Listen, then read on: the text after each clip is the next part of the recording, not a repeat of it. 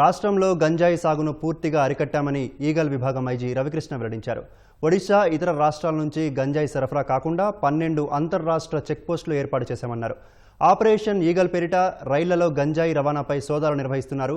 మరింత సమాచారం eagle IG రవికృష్ణతో మా ప్రతినిధి సూర్యారావు ముఖాముఖి. గంజాయి నిరోధానికి రాష్ట్ర పోలీసులు ప్రత్యేకించి ఈగల్ టీం ప్రత్యేక కసరత్తు చేస్తుంది. గంజాయి అక్రమ రవాణా ఉక్కుపాదంతో అంచివేసేందుకు స్వయంగా Akella Ravikrishna eagle team IG గారు అయితే రైల్లో ప్రయాణించి స్వయంగా పరిస్థితిని సమీక్షించారు. దీన్ని అరకట్టడానికి ఆయన ఎలాంటి చర్యలు తీసుకున్నామని అడిగి తెలుసుకుంది. సార్, ఈ ఆపరేషన్ ఉద్దేశం డీజీపీ గారి సూచనల మేరకు ఆపరేషన్ ఈగల్ ప్రారంభమైంది. ముఖ్యంగా రాష్ట్ర వ్యాప్తంగా ట్రైన్స్ మీద ప్రత్యేకమైన తనిఖీలు చేపడుతున్నాం. ఎస్పెషల్లీ ఒరిస్సా బేస్డ్ ట్రైన్స్ మీద గత 6 నెలలుగా మేము డేటా పరిశీలిస్తే 21,736 కేజీల గంజా మేము స్వాధీనం చేసుకోవడం జరిగింది వివిధ మార్గాల్లో.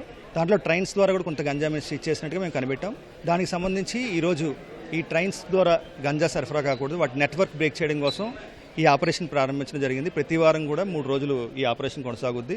మా టీమ్స్ 26 జిల్లాల్లో జిల్లా ఎస్పీల ఆధ్వర్యంలో, అదేవిధంగా జీఆర్పీ, ఆర్పీఎఫ్, సిపి గారు అంటే కమిషనరేట్లో సిపి వాళ్ళ ఆధ్వర్యంలో కూడా ఈ టీమ్స్ పనిచేస్తాయి. ఈగల్ టీమ్స్ కూడా దాంట్లో భాగమైనవి. ప్రత్యేకంగా ఎక్కడ కూడా గంజా సరఫరా జరగకుండా ఈ చైన్స్ని బ్రేక్ చేయడం కోసం పూర్తి స్థాయిలో మేము వర్క్ చేస్తున్నాం. ఉత్తరాంధ్రలో గంజాయి సాగు ఎక్కువ అనేది ఒక వాదన ఉంది. దాన్ని ఎంతవరకు అరికట్టారు? ఏఎస్ఆర్ జిల్లాలో గతంలోని ఇక్కడ గంజా పండుద్ది.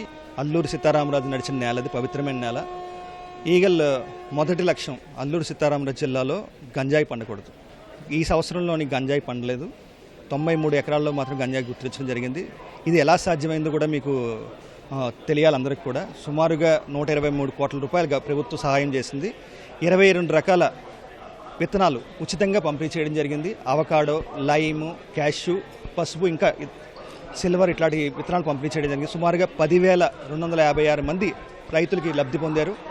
డ్రోన్ సర్వేలెన్స్ ద్వారా, శాటిలైట్ సర్వేలెన్స్ ద్వారా, ఇంకా మనకి కార్డినెన్స్ సెర్చ్ ఆపరేషన్ ద్వారా, విస్తృతమైన అవగాహన సదస్సుల ద్వారా మేము వీటిని కంట్రోల్ చేయడం జరిగింది. గత సంవత్సరంలో ఎక్కడైతే మనకి పంట పండుతుందో 375 గ్రామాల్లో ఎక్కడా కూడా మన ఏఎస్ఆర్ జిల్లాలో, ఆంధ్రప్రదేశ్లో గంజాయి సాగు జరగలేదు.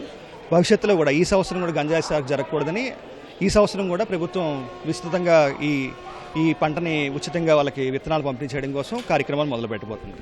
సార్, గంజాయి సాగుని రాష్ట్రంలో అరికెట్టామంటున్నారు, కానీ చాలా చోట్ల మనకు రైడ్స్లో దొరుకుతున్నాయి గంజాయి. ఎలా సాధ్యం అవుతుంది? మనకి సరిహద్దు రాష్ట్రమైన ఒరిస్సాలోని సుమారుగా 5 జిల్లాల్లో గంజా పండుతుంది. అక్కడి నుంచి గంజా మనకి ఆంధ్రప్రదేశ్ ద్వారా వేరే మార్గాలకు కూడా, వేరే రాష్ట్రాలకు కూడా వెళ్తున్నట్టు మాకు సమాచారం ఉంది. ఇటీవల కాలంలో మేము స్వాధీనం చేసుకున్న 21,000 కేజీల్లో సుమారుగా 90% గంజా అంతా కూడా ఒరిస్సా నుంచి మాకు రావడం జరిగింది. కోరాపుట్టు, మల్కాన్గిరి, గంజాం, ఇంకా ఇటువంటి జిల్లాల నుంచి రావడం జరిగిందని మాకు ఇన్వెస్టిగేషన్లో తేలింది.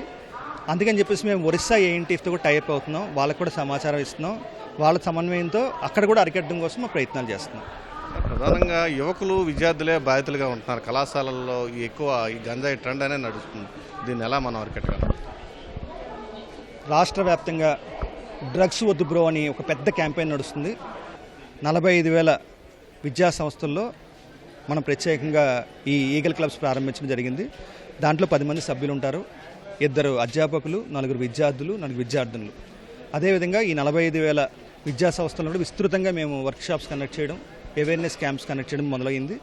ఈ సంవత్సరంలో సుమారుగా 8,000 పైనే అవేర్నెస్ క్యాంప్స్ ఆంధ్రప్రదేశ్ పోలీస్ మొత్తం కలిసి చేయడం జరిగింది. ఎవరైతే ఈ స్కూల్స్, కాలేజెస్లో ఉన్న పిల్లలందరూ అర్థం చేసుకోవాలి. వాళ్ళకి ఈగల్ సెంటర్ ఆఫ్ ఎక్సలెన్స్ ద్వారా టీచింగ్ లా పెట్టాం. టీచింగ్ లా అంటే ఇంకా ఎన్డీపీఎస్ చట్టం చెప్పడం. ఎన్డీపీఎస్లో కేసులో కనుక వాళ్ళు కనుక ఒక్కసారి కనుక పేరు నమోదైతే వాళ్ళకి బెయిల్ రాదు. సీసీటీఎన్ఎస్ పోర్టల్లో వాళ్ళ పేరు ఉంటుంది, నిదాన్ పోర్టల్లో వాళ్ళ పేరు ఉంటుంది. భవిష్యత్తులో వాళ్ళ పాస్పోర్ట్ రాదు, ఉద్యోగాలు రావు. ఈవెన్ ప్రైవేట్ ఉద్యోగాల్లో కూడా ఇప్పుడు 360 డిగ్రీస్ అంటే ఇంకా తనిఖీలు చేసుకుంటున్నారు. ఇతనికి గంజాయి ఇట్లాంటి అలవాట్లు ఉన్నాయి, డ్రగ్స్ అలవాట్లు ఉన్నాయని. ప్రైవేట్ ఉద్యోగాలు కూడా రావు. వాళ్ళ భవిష్యత్తు మొత్తం శూన్యం అయిపోతుంది. ఈ గంజాయిలోని టెట్రా హైడ్రో కన్నబాయిడ్ అనే ఒక కెమికల్ ఉంటుంది. అది ఎడిక్షన్ అయితే ఇంకా మైండ్ ఆల్టర్ చేసేస్తుంది. అంటే ఇంకా ఆ మత్తులోని తల్లికి చెల్లికి వ్యత్యాసం లేకుండా వాళ్ళు నేరాలు పాల్పడే అవకాశం ఉంటుంది. మీ ఎవరైతే ఫ్రెండ్స్ దీన్ని ప్రోత్సహిస్తారో వాళ్ళని కూడా ఎక్స్పోజ్ చేయండి. 1972 సమాచారం ఇవ్వండి. ఇది ఆకెళ్ల రవికృష్ణ గారి అభిప్రాయం. మొత్తం మీద గంజాయిని ఉక్కుపాదంతో మోపేందుకు అన్ని విధాల చర్యలు తీసుకుంటున్నామని, ప్రజల భాగస్వామ్యం కూడా అవసరమని చెప్తున్నారు. కెమెరామెన్ నాగరాజ్తో సూర్య, ఈటీ న్యూస్, విజయవాడ.